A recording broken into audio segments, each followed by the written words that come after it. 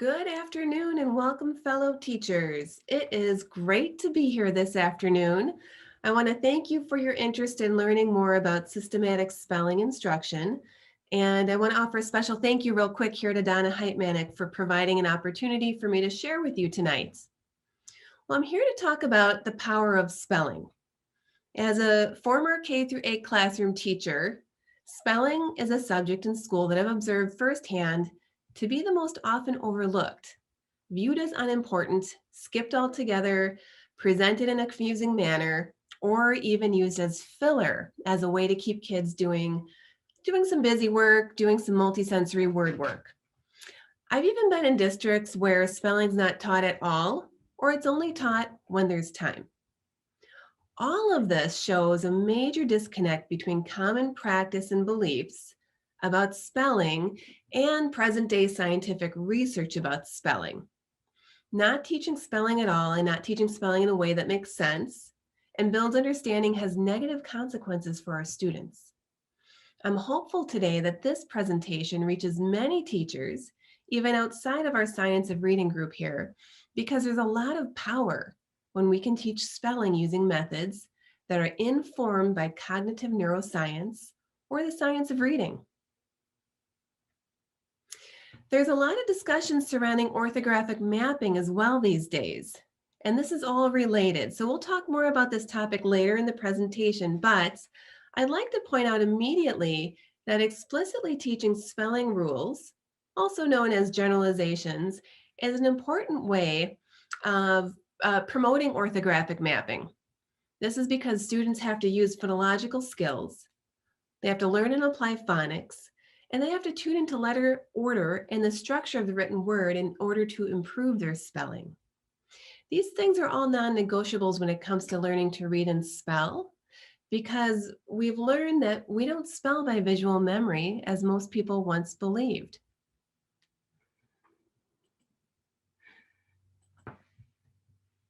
So our webinar series this evening starts with an introduction. And, if you're completely new to Silver Moon spelling rules, I'll give you a quick intro. Silver Moon is featured right behind me on the desk here, but it's a supplemental spelling program that brings spelling to life with charming characters, witty images, logical rules. Book 1 consists of 20 American English spelling rules. Each rule is accompanied by direct instruction, explicit and multisensory spelling lesson. And Silver Moon follows an Orton-Gillingham approach, and it's not grade leveled. So we'll use set 1 for parts 1 through 3 of this webinar series. That would be the dates of February 25th, March 4th, and March 11th. It's recommended that you have a copy of the instructor's manual or kit 1 for these 3 webinars that you'll have to pre-register for. The goal of this webinar series is really to equip you with the information and tools you need to explicitly teach spelling rules that are reliable.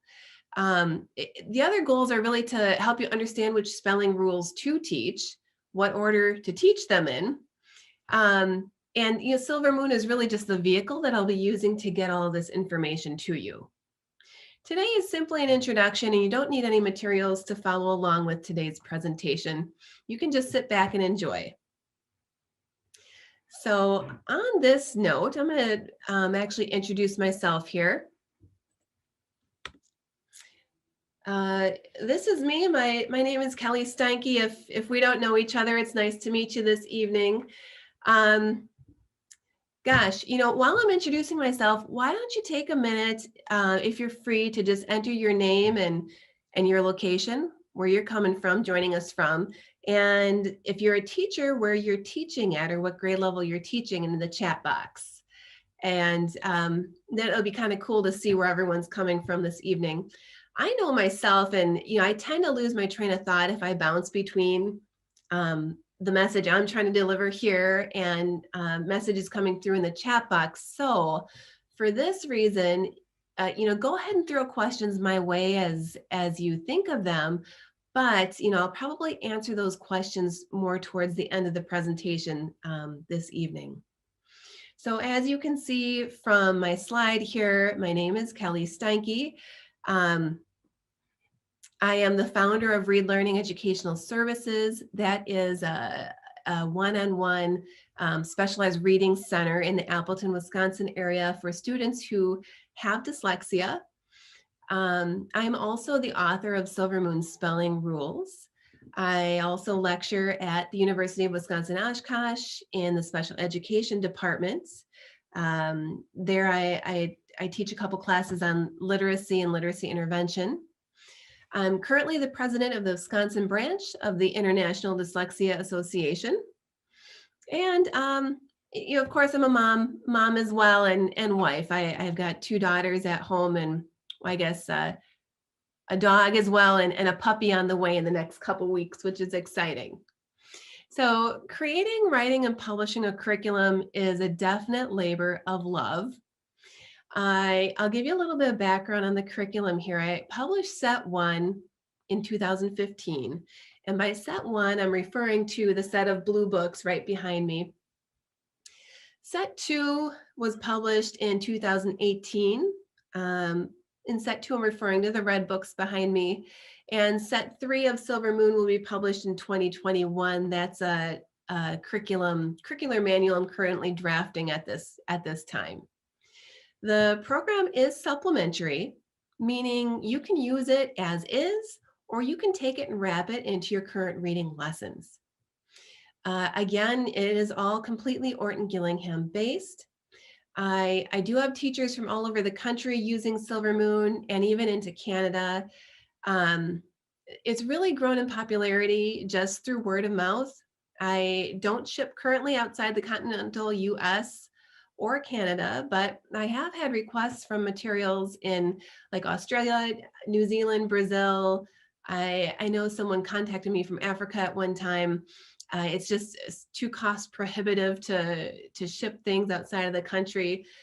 And a little bit more about the product. It's currently just sold as a hard good, but I do have teachers that use the program online for online lessons. And that's really very doable if you are a little savvy about, doing lessons online. So basically you need to know how to share content on your screen, possibly use a document camera. I find that really helpful during online lessons. And maybe you could even incorporate the Google Jamboard, which is free if you have a Google account, for some of the student practice pages. So, with a little bit of tech savviness, it's very possible to use Silver Moon online for online lessons. I created this program for a few different reasons. Like I said, creating programming is definitely a labor of love. And I'll just give you a little background here as well. I'm classically trained as a teacher of learning disabilities. And so that being said, most of my students really had horrible spelling. I'd say the majority, because most of my students had learning disabilities in reading. At first, I really didn't know how to help students with poor spelling. And honestly, when I was a new teacher, I didn't think spelling was all that important. I thought spelling was mostly memorization, something that couldn't really be improved if you weren't good at it. So, come a long way since then, because we'll fast forward a few years, and I fell into the field of dyslexia and became really interested in Orton Gillingham. Became trained in Orton Gillingham, and these trainings, it took a few different trainings, and they really did open my eyes to the reasons my students were struggling so much with spelling, and how related spelling issues are super related to reading issues. I knew that I needed a way to reach my students, and what I had in the schools, clearly it wasn't working. So the Orton Gillingham trainings I had taken included spelling rules, but I felt these rules could be presented in a way that would bring them to life a bit better and allow them to be more engaging for students.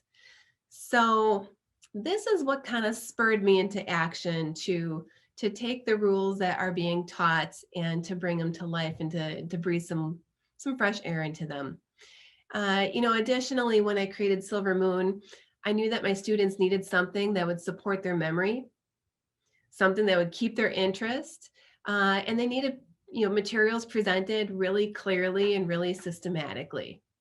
So seeing firsthand how difficult it was for teachers to bring in new reading interventions, but how easy it was for teachers to teach spelling in almost any way they wanted, I decided a supplemental spelling system would be perfect. So by using Silvermoon, teachers in any line of work, whether they're general classroom teachers or specialists or reading specialists, are able to teach spelling in a manner that builds a real deep understanding. And in doing so, they're also seeing positive effects in their students' reading.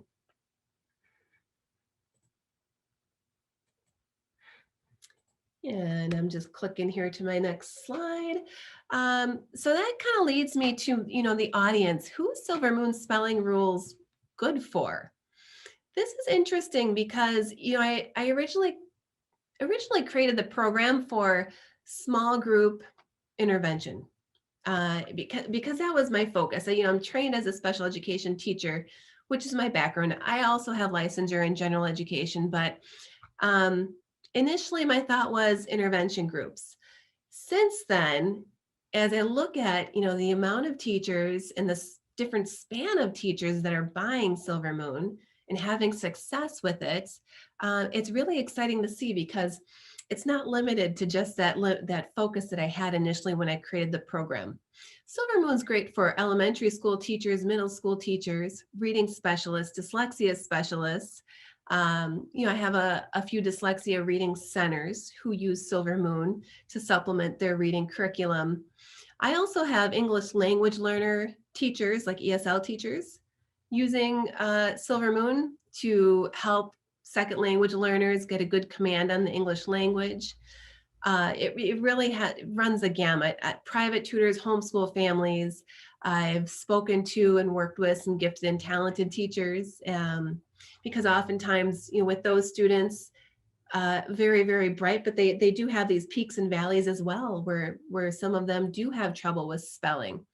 So all of these different teachers are finding it very helpful to use Silvermoon, and some are using it with small groups, some are using it universally in a large group, others one-on-one, others are in reading centers. So it's really actually surprised me how many different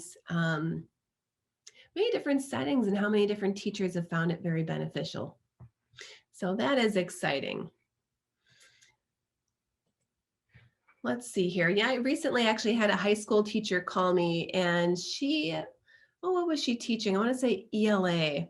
It must have been a special type of ELA class because she was really interested in using Silvermoon with some of her high school students. She had asked about the pictures, whether or not the pictures would be appropriate for that level students. And if you've got questions about that, you can, let me know and we can talk further about it. But, when I have adults using Silvermoon, if you frame things the right way and preface things the correct way, the pictures really aren't seen as babyish at all. They're an anchor and a learning tool and a memory trigger. So I'm going to talk to you right now here about a couple terms. There's spelling rules and there's spelling generalizations. In the literature and in other programs, you're going to see the term spelling generalizations used oftentimes in place of the word spelling rules. And it's worth mentioning because for the sake of this presentation and for the sake of the Silvermoon program, the term spelling rule is going to be used interchangeably with the term spelling generalization. This is because students will reach a certain point where they need to use critical thinking skills, those metacognitive skills, to consider possible spelling choices when there might be more than one way to spell a given sound. And as students learn spelling rules, they'll also learn the rule breakers. So spelling rules or generalizations, however you refer them to, they're really just a way to think about and organize your spelling choices. They're really forming a construct for your students. Most rules are very reliable, but if there are known rule breakers, we teach these in this first book, and we teach the reasons for the rule breakers, which is very cool.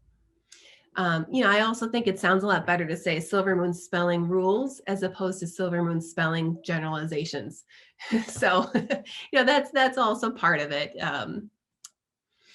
Anyway, next step. So what's this all about? I've given you kind of an intro on who I am and what the program is.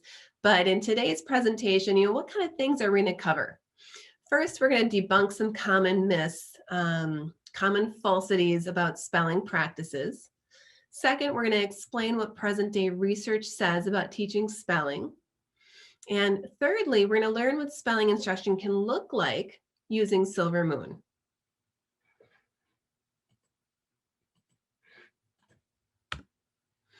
Okay, so just take a minute to think about this question. How were you taught to spell?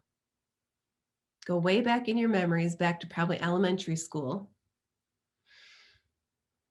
And think about some of these questions.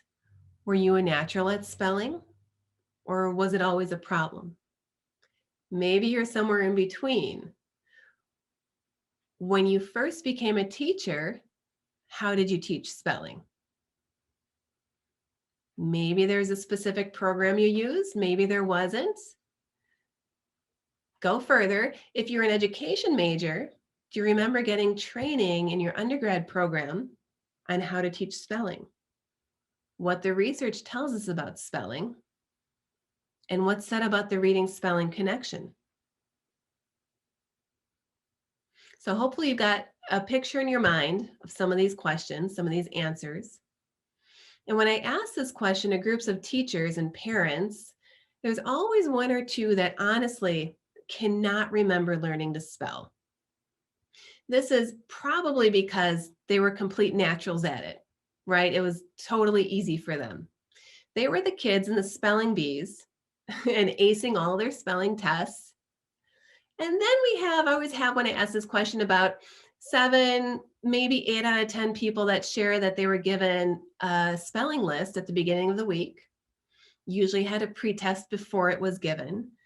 They practiced their spelling words, from the list all week long in their spelling workbook, and, went home, memorized the words, and then took a test on Friday.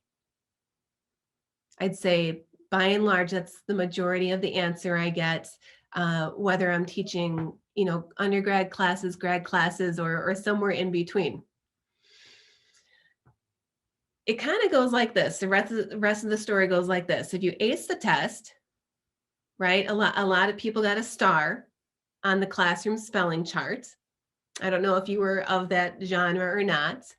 And, the whole class was listed on the charts. And if your name was left void of a star, or only had 1 or 2 stars while everyone else had 15 to 20 stars, everyone knew who you were.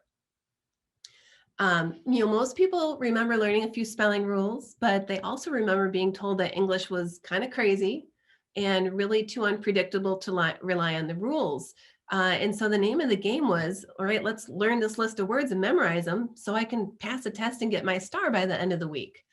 If you were one of the kids that could never pass a spelling test, or only passed very few, or only passed them, but then couldn't remember the words, a day or two later, the assumption often was with other kids and the peers around you that you probably weren't very smart because you couldn't spell. And this is what a lot of people have told me when I ask them these questions. And, this doesn't have to be the case. Spelling doesn't have to be taught this way. We don't have to track student success this way, or lack of success, because there's such a wealth of research on effective spelling instruction nowadays. And we're going to discuss some of this research today. So let's take a look and debunk some of these myths first. All right, so our misconceptions.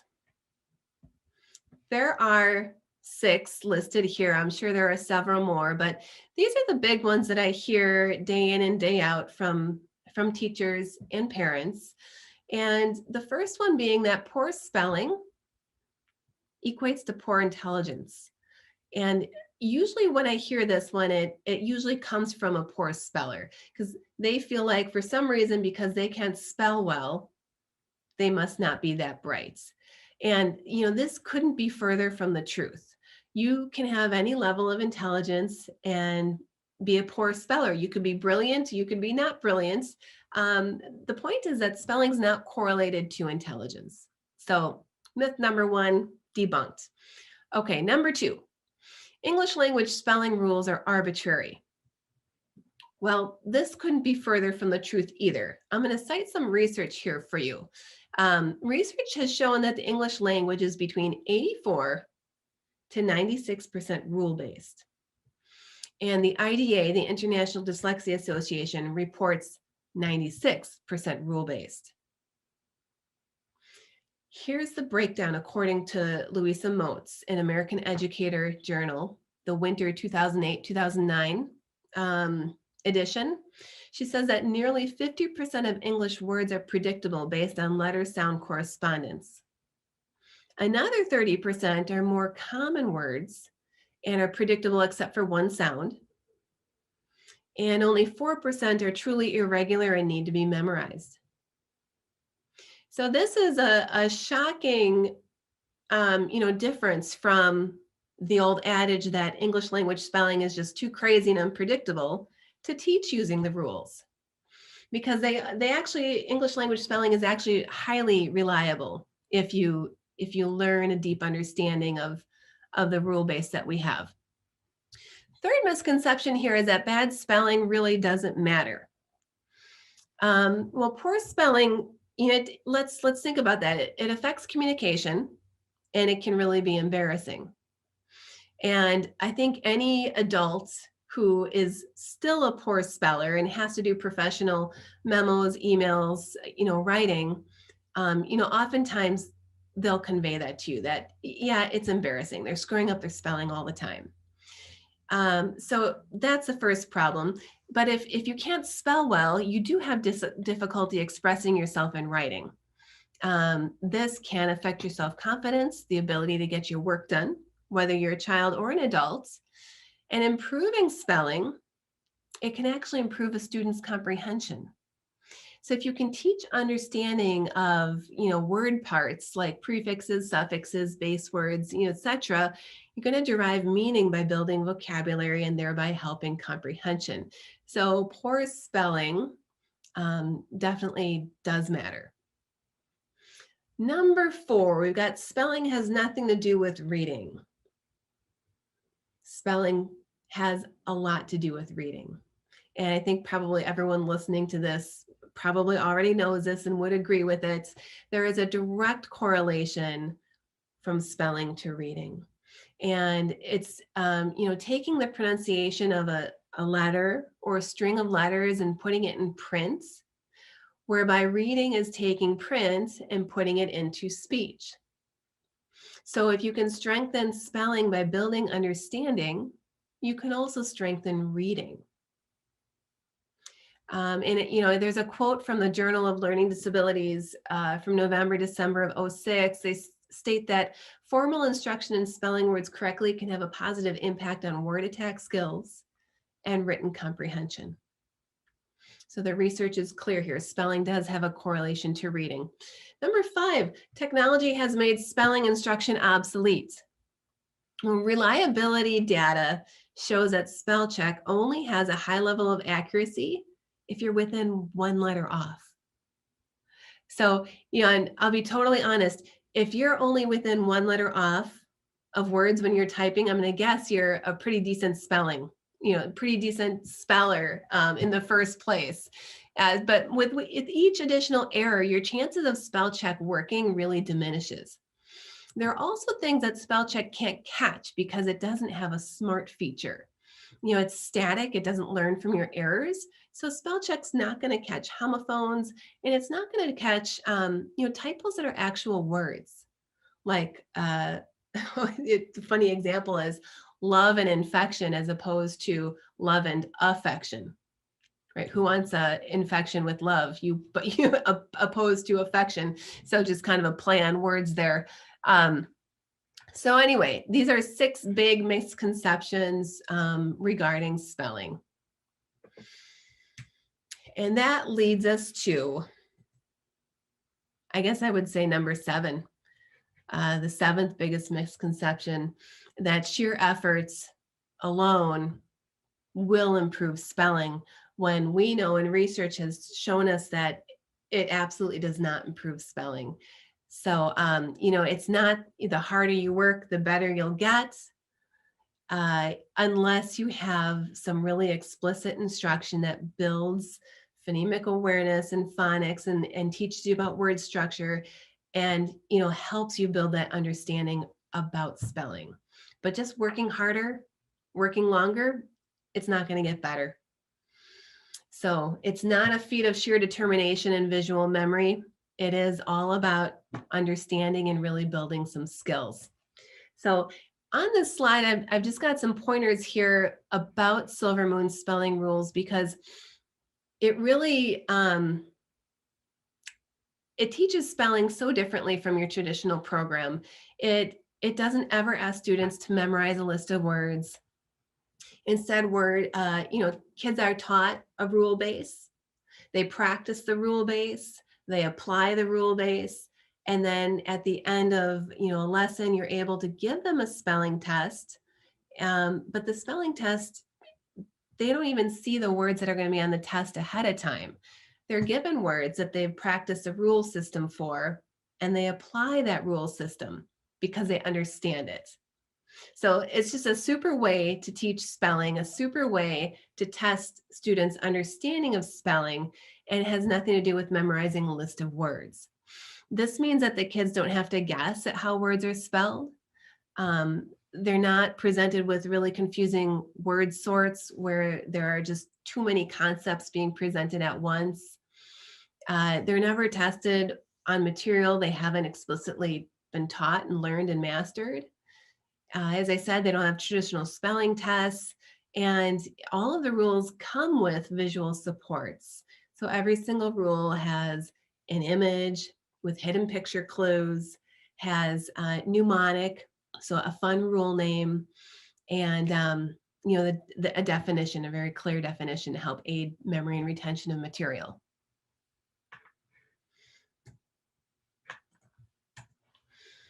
All right, so if practice doesn't make perfect, then how does spelling improve? What's the research say? Scientific research supports spelling instruction that includes several pieces. It includes phonics, phonemic awareness, spelling rules, and word structure. So you're going to find elements of every single one of these in the Silver Moon system. Spelling just does not improve by sheer effort or memorization, and we don't spell by visual memory. Okay, so let's get into a bit of the research here. You might be familiar with a simple view of reading. It's a concept presented by Go and Turner in 1986, and it was really an effort to reconcile one of the reading war arguments of the 1980s. And the formula really shows that a student's reading comprehension, or the RC, score can be predicted if decoding skills and language comprehension abilities are known. And it is literally a formula. It's the D stands for decoding, the LC stands for language comprehension. And if you multiply these two together, we're going to get a student's reading comprehension score. This mathematical formula is supported by scientific research, and it shows us that the goal of all reading, of course, is reading comprehension. But you can't get to comprehension unless you have the skills necessary for accurate decoding and language comprehension, right? So I'm getting somewhere with this. So you might be wondering, where does the spelling come in? So we're here today to talk about spelling, but you can't talk about spelling without also talking about reading. And you'll see on the next slide that spelling is an integral part of decoding, which leads us to Scarborough's rope.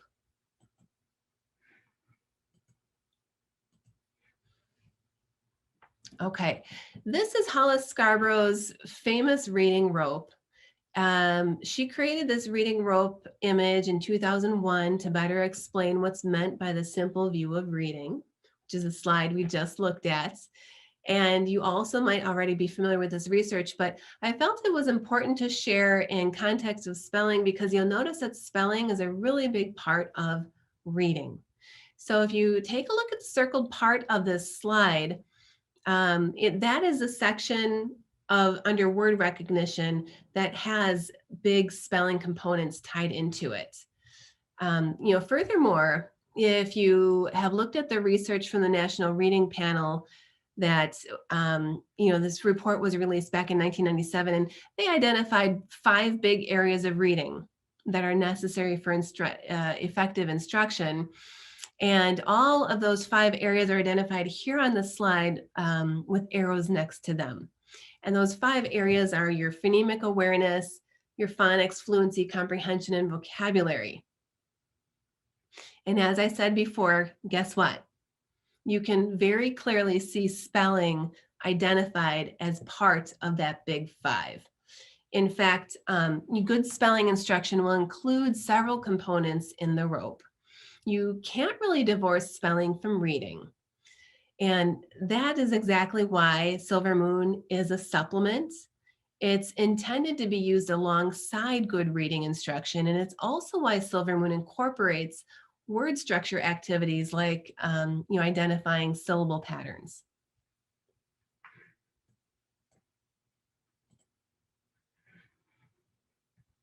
Okay, I've been talking for a little bit now. And so I feel like, if we were here in class together and I was teaching in person, I would just take a pause right now. Just pause and reflect. I ask you to think about 3 or 4 key factors that we've talked about so far in today's presentation. What are the key ideas? What are the key takeaways you've heard so far? And I would also ask you to think of a question or two that you could ask for further clarification at the end of this class. So just take a minute to organize all of this information in your mind. I know we've gone through a lot already. And I'm going to run through what I feel the 3 or 4 key ideas are from our presentation so far. First, there's a gap between common spelling practices and science of reading spelling research. So I bet some of you got that one. My second big takeaway or key idea is that there are several misconceptions about spelling. The big one is that spelling's purely visual memory and can be improved just by working harder. Okay, I'm going to guess some of you also had that one. Thirdly, spelling's an integral part of the reading process. And, I illustrated this using the simple view of reading formula and Scarborough's reading rope, as well as evidence, that pulls in evidence from the National Reading Panel. And I do have a 4th one. Fourthly, research shows that students, they have to use phonological skills like phonemic awareness. They have to learn and apply phonics, and they have to tune into letter order or, this in the structure of written words to improve their spelling. All of these things, Silver Moon can help you achieve. It's a great tool to help you achieve all of these things. Okay, so those were my 4 big takeaways so far. If you have some questions in mind, make sure you jot them down or shoot them over in the chat box, and I'll be happy to answer them, at the end of the presentation today.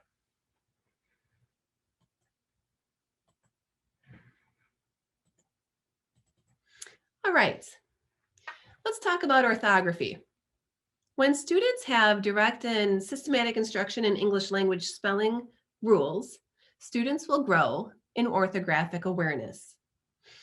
Essentially, what happens is the brain makes a connection between sounds or phonemes and the correct order or sequence of the letters within a word. Hence, we have the term orthography. I put the Merriam-Webster dictionary definition here of orthography for you. I thought it's interesting to look at because this is a pretty key word in the field these days. When this is combined with the study of syllables and types of syllables, syllable structures, how to divide words into syllables, phonological awareness, which includes phonics and phonemic awareness and word structure, students learn how to spell and identify words more quickly and accurately. So really, orthography is just a study of rules that govern our English language spelling. If you break down the word orthography even more into its word parts, ortho means straight. That's why I always relate that to, like, if you send a child to the orthodontist to straighten their teeth, that's where ortho, the meaning of that comes from. It's straight. Graph means writing. So essentially, orthography is to make correct writing or straight writing. So very much related to spelling here. And orthographic mapping is when you move from phoneme, or the sound, the speech sound, to spelling, the letter pattern, to eventually being able to recognize these spelling patterns, letter patterns, quickly and accurately. The brain kind of unitizes those spelling patterns for quick access. So that is the goal, is that we improve orthographic mapping, through supporting our reading instruction with really good and strong spelling instruction. So explicitly teaching spelling patterns and the why behind them improve orthographic mapping. And let me see where we're going next here. Okay, we've got some key facts I want to go over with you. So spelling is an integral part of reading, writing, and communicating. I think we've established that. There are spelling standards included in the Common Core State Standards. Skillful spelling will enrich reading comprehension, vocabulary, and improve phonics and phonemic awareness. And if students struggle with reading, decoding, or comprehension, explicit spelling instruction can help.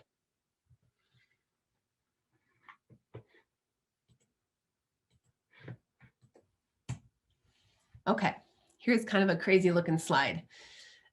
Do words get in the way? In kind of transitioning and segueing a little bit here, in one of my most recent vlogs from January 2021, my colleague and I, Kate and I, we discussed an important topic. We talk about how spelling rules are taught to build understanding and improve written communication and reading, though sometimes the language of the rules or the words, sometimes they can get in the way for students who have language-based learning disabilities. So you can encourage a student to memorize the rules verbatim, but rote memory is something that's often very difficult for students with a learning disability like dyslexia. And so that said, some students do okay with this. Some students do fine memorizing spelling rules, the actual wording of the rules, but it's important to differentiate your instruction if they don't. So if a student struggles to recite a spelling rule, give them the opportunity to show you how the rule works by working with words and manipulating the letters within a word with them. Students will be able to apply a spelling rule if they truly understand the rule. When they show you how the rule works, they can often tell you what they're doing using their own words. This is because they've got the visual representation of the word and the rule within the word to help them find the words for a verbal description. I do think it's important that students try to explain the rules after they're taught them, because when someone can describe something, it takes learning to a higher level beyond that of just doing something on your own. Being able to describe what you've learned is going to help the learning stick. If you take it beyond that, being able to teach a concept is said to be the highest level of learning. And a big part of teaching a concept is verbalizing that concept. So the point here is, We don't want to exasperate our students over perfect wording with these spelling rules. They're learning rules, they're applying the rules, they're working with them. And yes, the rules are defined very clearly on their spelling rule cards that come with the program. But don't exasperate the kids for perfect wording. You know, you're going to want to guide them to their own description of the rule if the words are getting in the way. And I'll mention a little side note about the artwork on this slide. It's really an example of frustration that students can feel, you know, surrounding words and surrounding school when they learn differently. Actually, it's my daughter that made this piece of artwork when she was in 1st or 2nd grade. My daughter has dyslexia. She also has dysgraphia. And I remember her coming home with this piece of artwork because it's just so wacky looking. It was a recycled piece of artwork. And she shared it with me that she was feeling really frustrated when she created this little monster out of her recycled artwork that day. And it's definitely not her that wrote the words on here. The wah, it's kind of a scream for help maybe, but that's not her handwriting as I look at it. So definitely someone that wrote that in for her, but you know, words can get in the way. So use your professional judgment and allow for learning differences. Now we laugh at this cute little monster. She is not traumatized by this, don't worry. I'm glad I saved a picture of it. You know, if I saved all of their artwork, oh my goodness, my basement would be so full. But, you know, a lot of things we'll document just through picture. Okay, let's segue. I would love to show you what a Silver Moon lesson looks like, just so you can get the big picture feel for it. And I have a demonstration video that I'm going to open up here in a second, and I'm only going to play about 5 minutes of the video, just so you can see some of the big picture ideas that we're working with when we work with some of these lessons. So here we go. Bear with me here while I open this up.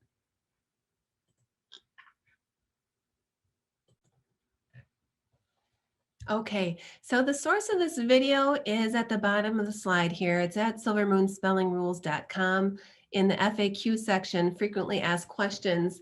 And I'm going to show that to you right now here. If I click play, I've skipped the review. So we always do warm up and review at the beginning of lessons. We talk through the goals for the lesson, but I'm going to give you a 5-minute snippet here. I hope you enjoy this. Today's rule will teach you how to spell the k sound at the end of words. Let's look at a few words together to see if we can find a pattern. So the first thing we'll look at here is the first column that's got the K at the top of it. And each one of these words ends with what letter? K. You're right. So what I want you to do is read each word and highlight the letter that comes right before the K, like this. Elk. And I'm going to highlight the L because that's the letter right in front of the K. When you're done, we're going to look to see if there's a pattern that we've discovered. Go ahead.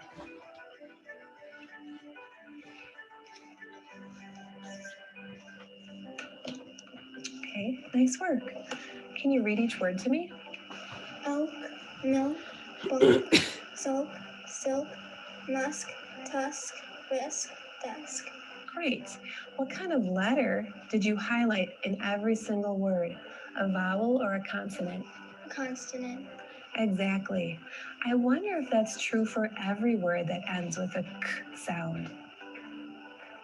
Let's look again. Let's look at a different list of words.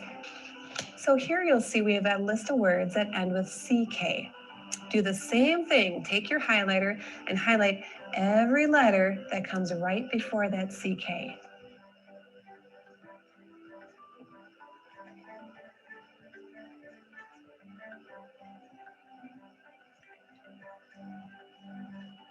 So what do you notice about this row of words? They're all vowels. Yeah, they're all vowels. And are those vowels before the CK or after the CK? Before. You're right. Do you think we've discovered today's rule? Yeah. Yeah, I think we might have. So today's rule is called sick elk. And this rule is going to teach us that you only use a CK at the end of a word if it's right after a short vowel. Otherwise, what will you use? Okay. Okay, great. So take a look at your new spelling rule card and tell me about the picture. What do you see in the picture? See, I was holding a phoenix. Yeah, and I called him an elk. Oh. Yeah. Why do you think he's holding a Kleenex? Because he's sick. He's sick. He's not doing too hot. Can you find any clues in the picture that might help you remember part of the rule? Is it CK? Yeah, you're right. There is a CK. All right. Why do you think the words sick and elk are used for this rule's name? Because it will probably be about the spelling words with the word CK and then K at the end. Yeah, you're right. And did you notice something about the I? Yeah. What kind of vowel is it? It's short. It's short. And how can you tell? Because it has a little dip over it. Yeah, it has a little teacup over the top of it, which indicates that it's short. Good. Nice work. Flip this card over and go ahead and read the rule out loud to me. At the end of a word, always spell K with a CK. After a short vowel, other words use K. Do you think you can tell me the sick elk rule without looking at the back? Yeah.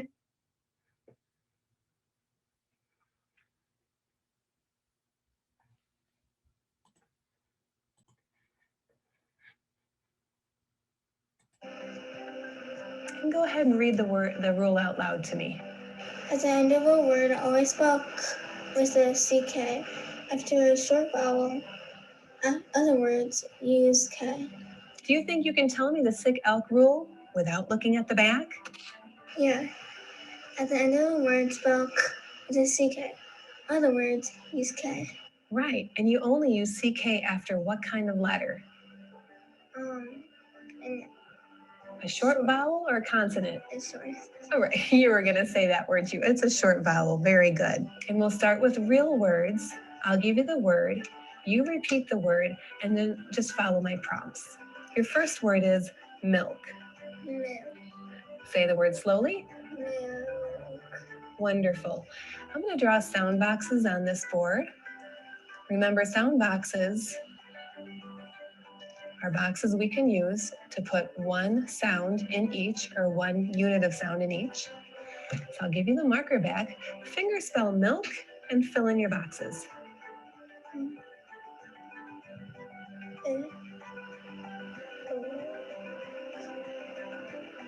Excellent work. Now tell me, why did you choose a K at the end and not a CK? Because this is a constant and you only use a CK, which is a short vowel in front of it. Great, that was a perfect explanation. So let's practice a sick elk rule using nonsense words. And nonsense words, they sound really silly, but you know and I know that they're very important when you're practicing spelling rules. Are you ready? Yeah. Welcome back. That recording with that particular student was a 5th grade student. And you know, that was really fun to do with her. So I hope you enjoyed our lesson demonstration. While you were watching, I wonder if you noticed any of the features that are listed on this next slide here, the features of Silver Moon, because the curriculum is Orton Gillingham influenced, so it does have key features, that are important to that methodology. So first of all, it's very explicit. Concepts are directly and clearly taught. There's a very high level of student-teacher interaction. The manual itself is actually lightly scripted. So, when I created the curriculum, my thought was I wanted something that teachers could pick up and use regardless of their background or training. So, I've had really, really wonderful responses about the curriculum, and that it is really easy to use. You can really pick it up and it gives you the background you need, and it gives you the wording that you need, in order to work with kids, even if you don't have Orton training in your background. So that is a big part of how it's explicit. It's also very systematic. The learning objectives are really logically and sequentially structured. They're super orderly, they're very organized. It's definitely not random. The program is simultaneously multisensory in certain spots. That's where you're combining your visual, auditory, and kinesthetic learning modes at one time while you're spelling. And, in the video demonstration, you notice the finger spelling. And, that's always very helpful for students. While you're learning the spelling concepts, you're also working with phonics, you're also working with phonemic awareness. And, visually, the student is seeing the letters that they're writing, they're seeing the sound boxes, but auditorily, they're also hearing the sounds that they're saying. And kinesthetically, they're putting one sound on each finger tap while they're finger spelling. So you truly are engaging multiple senses in order to support the memory systems. The program is cumulative. You'll find that each new skill or concept builds on previous skills. This goes hand in hand with it being very systematic. It's not something you'd pick up and um, teach here and there. You're definitely going to want to teach the whole system through, because everything builds on each other. It follows a gradual release, um, kind of a, what would you call that, approach. It's also known as, model lead test approach. You might know it as an I do, we do, you do approach, where basically you're showing and teaching and, explicitly giving that instruction. And that was labeled actually in the video where we had the modeling. And the next portion of a lesson is always leading or guiding. So that's when we're doing things together with the student. And the very last portion of every lesson is always the independent work portion, where the student is confident and comfortable, enough in order to apply the concepts that they've learned to their work. So these are a few different features of Silver Moon. And next, I'd like to show you what the steps in a lesson look like. Every lesson, like I said, it's very systematic. So every single lesson starts with an introductory kind of portion where you have your teacher content. It has your learning targets listed, which you can correlate to the standards that you're using in your state. Any special notes or materials that you'll need, any special downloads that you'll need for that lesson.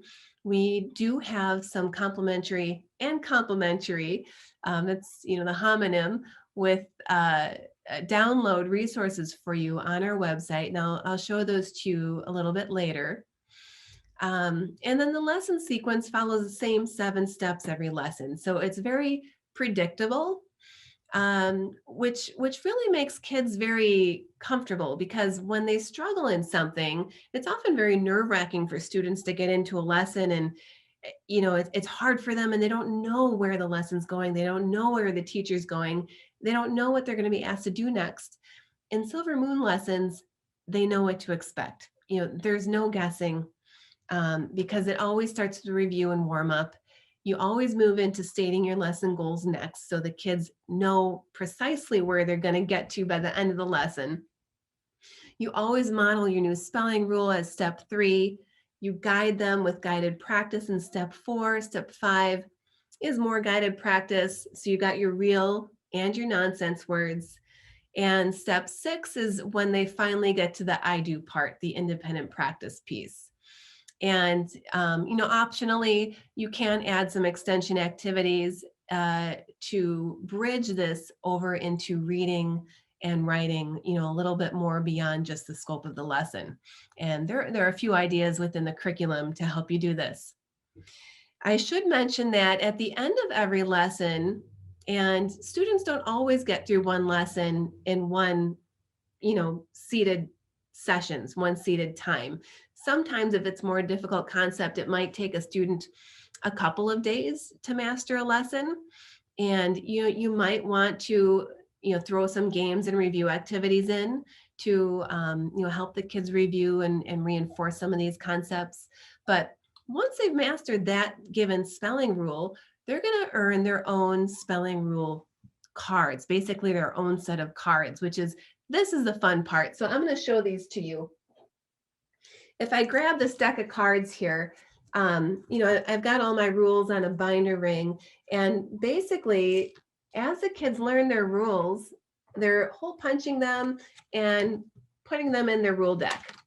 And, as you can see, I mean, they get a lot of rules. So by the end of set one, they have earned, 21 different spelling rule cards.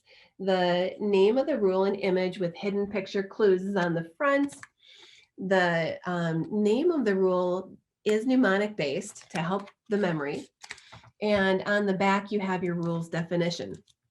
So, what happens really is, as students are spelling at school or at home or doing their practice pages, and they don't remember and they have a question, they ask you, how do you spell such and such word? You don't have to give them the answer.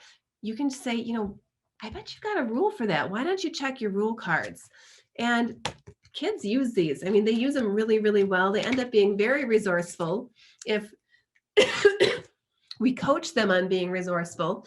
And it's just a really, really fun way to teach these rules because, gosh, they get so excited for the next card.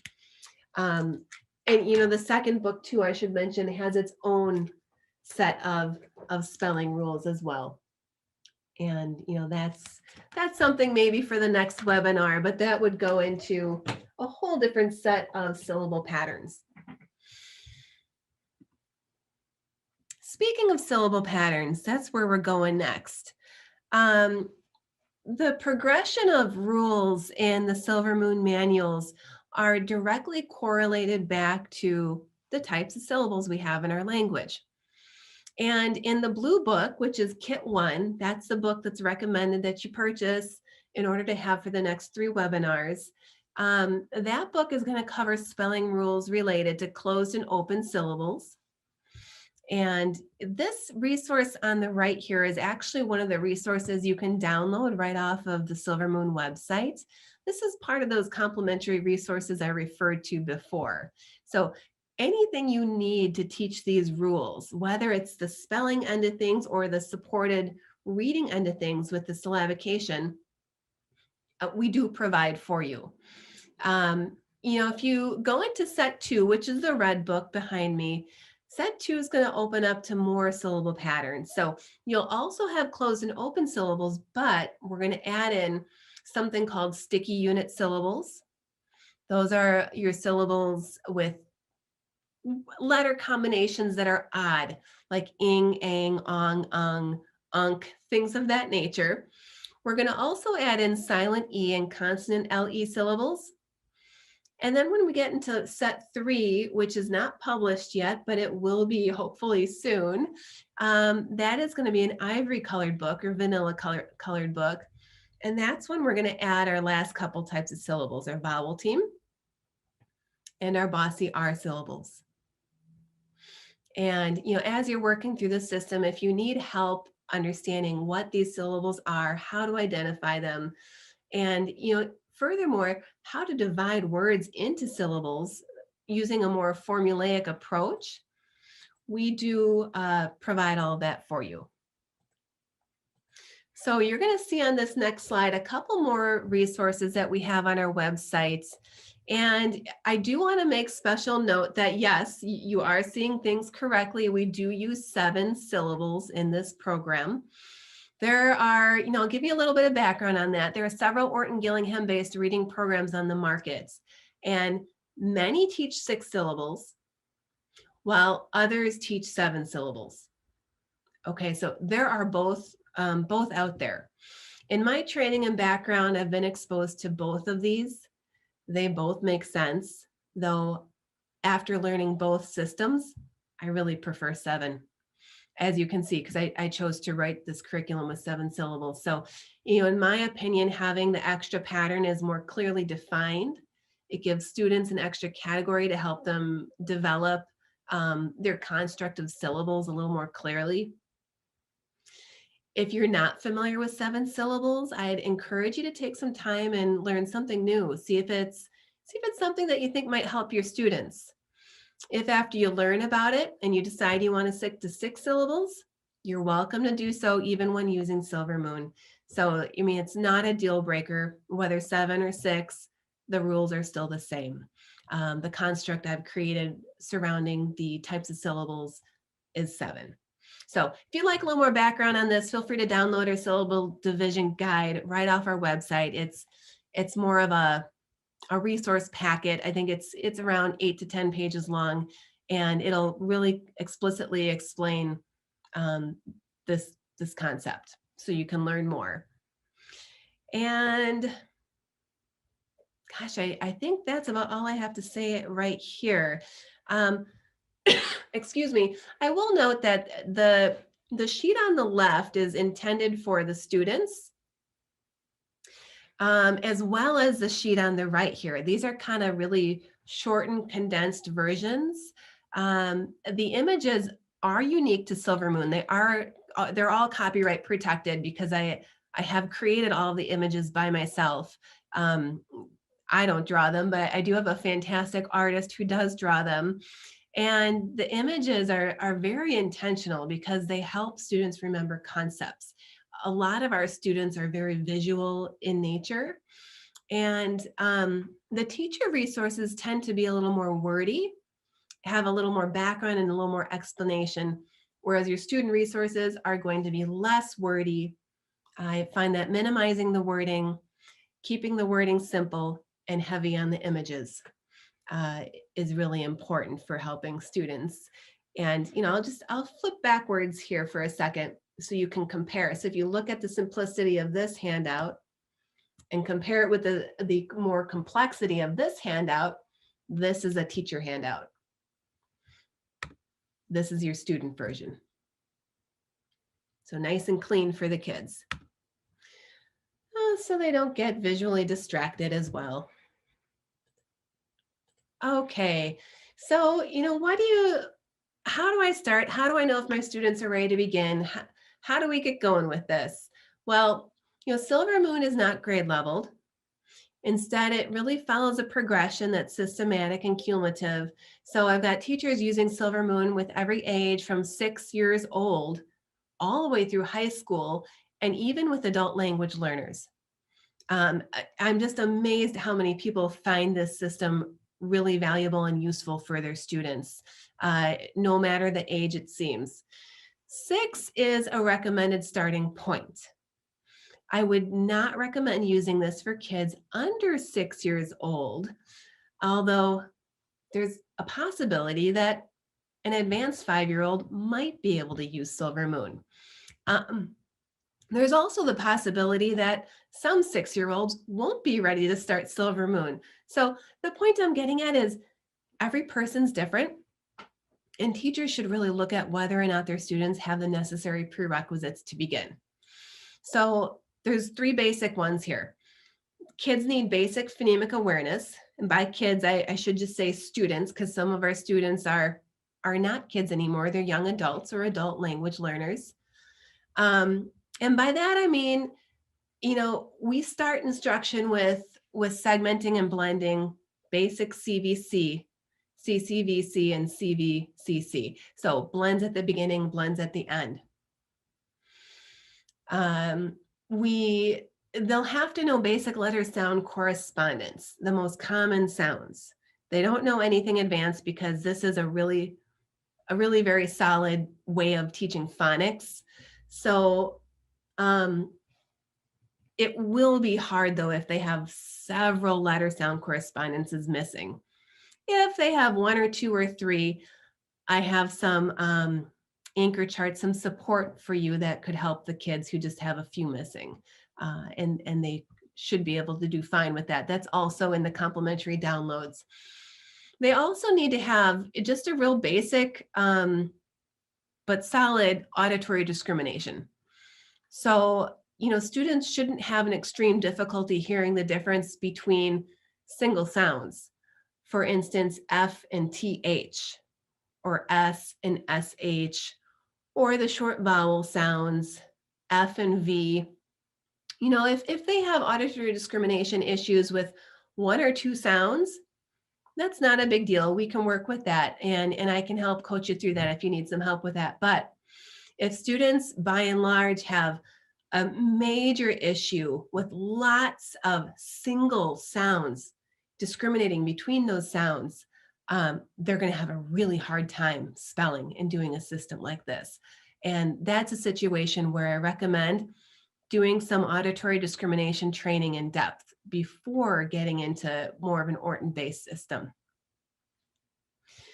Something else I should mention, you talk to me if you're working with a student on the younger end of this range, say 6 years old. I know I have some schools, several private schools that are using this system starting in kindergarten.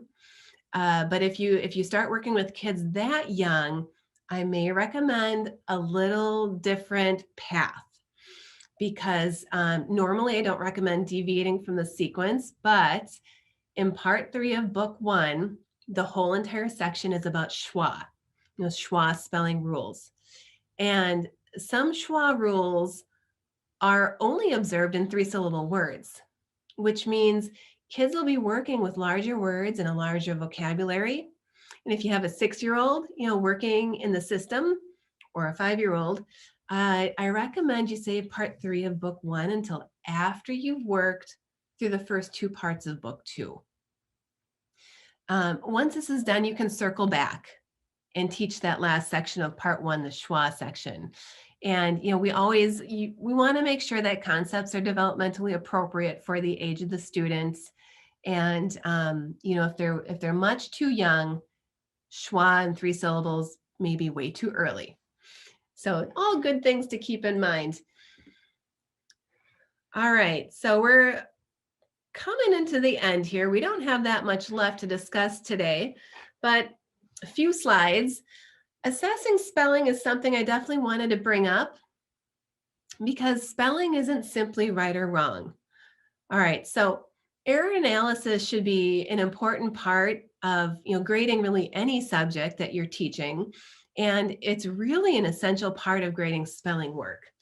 And so combining your knowledge of orthographic spelling patterns, syllable types, division rules, and word structure, you're going to be able to analyze students' spelling mistakes to determine where they're lacking understanding. So Silver Moon has 3 different pre-tests and post-tests that come with each manual. They're not placement tests, but they're a way to measure growth, pre versus post. Now, after completing a pre-test, you may choose to move through some concepts quicker than others if it's content the pre-test shows is known. That said, all content needs to be taught in the order it's presented, with the exception of the part 3, the schwa exception that I just told you about, because the concepts are cumulative. New concepts build off previous concepts. So it really would be confusing to give a pretest and just give a couple pieces of the pretest that are needed. You really do need to follow the manual through from beginning to end. And it will show some nice growth. So some teachers choose to use outside assessments to measure growth in addition to our assessments. This also works. There are a few informal assessments that are inexpensive that work very nicely to measure growth with Silver Moon, and are very nicely correlated to, the types of an order of syllable patterns that we teach. So contact me if you'd like recommendations, or if your school district needs, other assessments outside of what we provide in the book.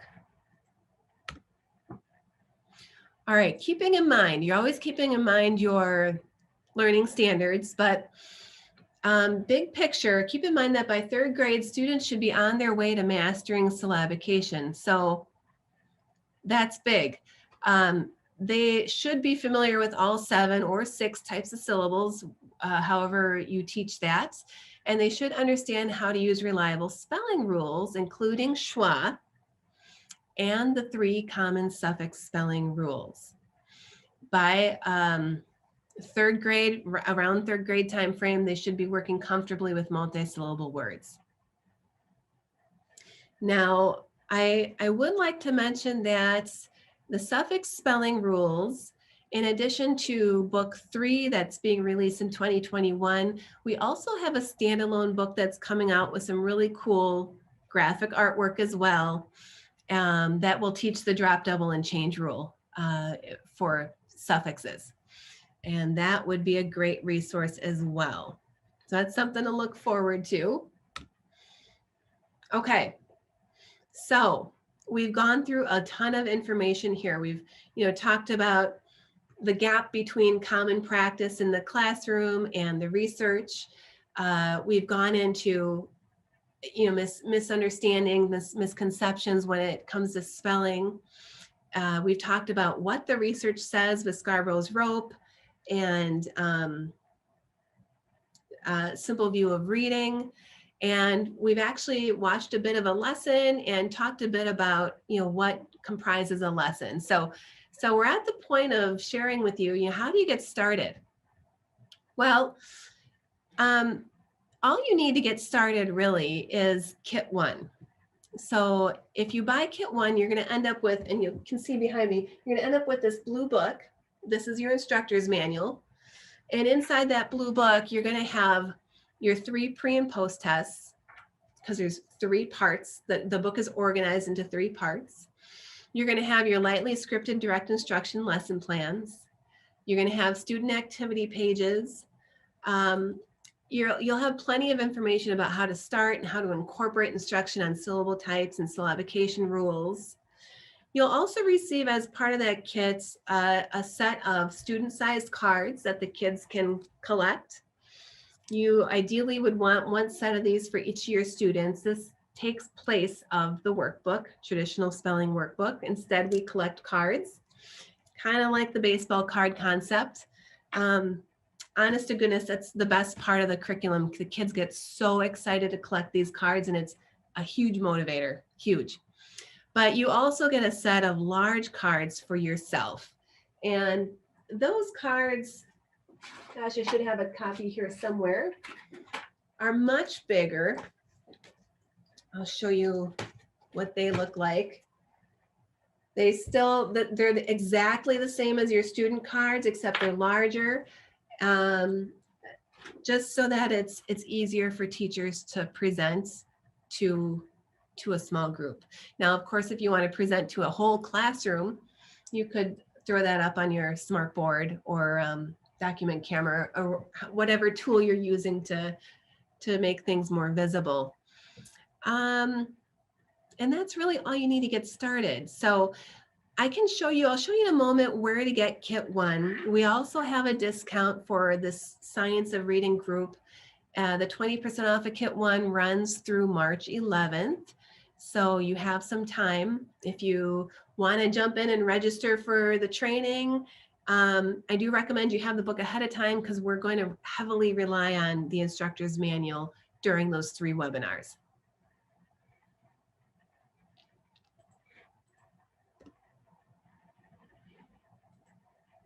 Okay, so we've kind of come full circle here. Here's your coupon code. And if you go to silvermoonspellingrules.com and go to the store, you'll be able to use that code for Kit 1. All of the subsequent webinars are listed on this slide here. They're all 4:30 p.m. Central Time. Though if you register and you're not able to make it right at that time, these are live. I will be recording the videos, and I should be able to send those to you. I don't think that would be an issue.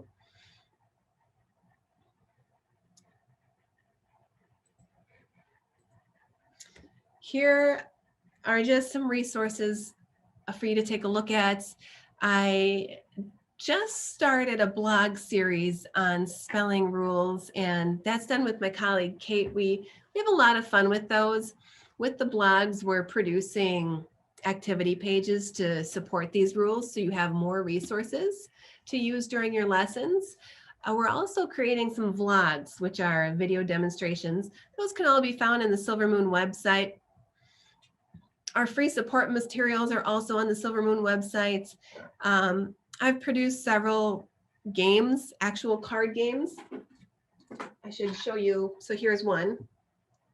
These are a lot of fun. They're rule match games. And actually, I've got a video on the website under the FAQ that demonstrates how these card games work. They're kind of an Uno style game where the kids are reading words. You'll notice too that the syllabication, everything's divided up for the students. So if they need, assistance decoding, they have that assistance there, but they're reading the words and playing in an Uno fashion so that they're showing that they can ID the spelling rules. Those are a ton of fun. I highly recommend them. We also have an online pre-recorded professional development course, though I don't think it's necessary in order to use the program. Some teachers really do like the extra PD. And up and coming, as I said before, is set 3 and then the suffix spelling rules. And on that note, I want to say a big thank you for listening today. And if you have questions, you can get in touch with me at Read Learning. My contact information is below here. And there is power in teaching spelling explicitly and systematically. It is a game changer for students, especially if the students struggle with reading or spelling. And Silver Moon is a really fun tool to help you do all of this for your students. So I really hope to see you all very soon for the rest of the series. The next 3 sessions are live, and information on registration will be posted in the Science of Reading Facebook group. So I look forward to seeing everyone there. Everyone have a good evening. Thanks again.